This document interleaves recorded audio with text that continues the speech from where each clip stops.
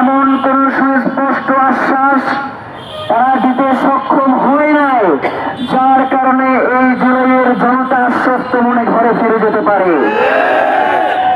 প্রিয় ভাইয়েরা, ইতিপূর্বেই আপনারা দেখেছেন যে বর্তমান যে ইলেকশন কমিশনার তিনি বলেছেন যে হাদি হত্যা একটা বিচ্ছিন্ন ঘটনা।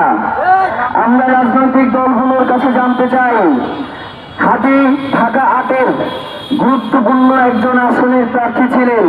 সেই সাথে জুলাই পরবর্তী আন্দোলনে জুলাইকে যারা ধারণ করেছেন তাদের মধ্যে হাদি ছিলেন অন্যতম। তাকে যদি আপনি বিচ্ছিন্ন ঘটনা বলেন, তাহলে এই জনগণ যদি আপনাকে ছিন্ন বিচ্ছিন্ন করে ফেলে, আমরাও সেটাকে বলবো বিচ্ছিন্ন ঘটনা।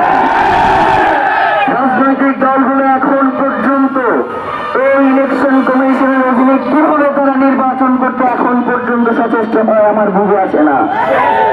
তারা কি এখন পর্যন্ত বলেছে এই অথর্ব ইলেকশন কমিশনার কি সুষ্ঠু নির্বাচন করবে? সেই নির্বাচন যে সুষ্ঠু হবে সেই ব্যাপারে কি তারা এখন পর্যন্ত কোন ধরনের পদক্ষেপ তাদের পক্ষ থেকে জানিয়েছে? তারা কি বলেছে যে এই ইলেকশন কমিশনারকে আমরা মানি না? তাহলে রাজনৈতিক দলগুলোর যে দলীয়তাপনা, এই দলীয়তাপনা থেকে বাংলাদেশের জনগণ আজাদী চায়, বাংলাদেশের জনগণ মুক্তি চায়। গতকালকে আপনারা দেখেছেন যে বাংলাদেশে একটি রাজনৈতিক ছাত্র সংগঠনের একজন নেতা তিনি কি বলেছেন? তিনি বলেছেন যে হাদির ৫ই আগস্টের পূর্বে তার অবদান কি? হাদিরা কোনোদিন ফুটিদের রাজনীতি করে নাই, হাদিরা কোনোদিন ফুটিদের রাজনীতি পছন্দও করেন না।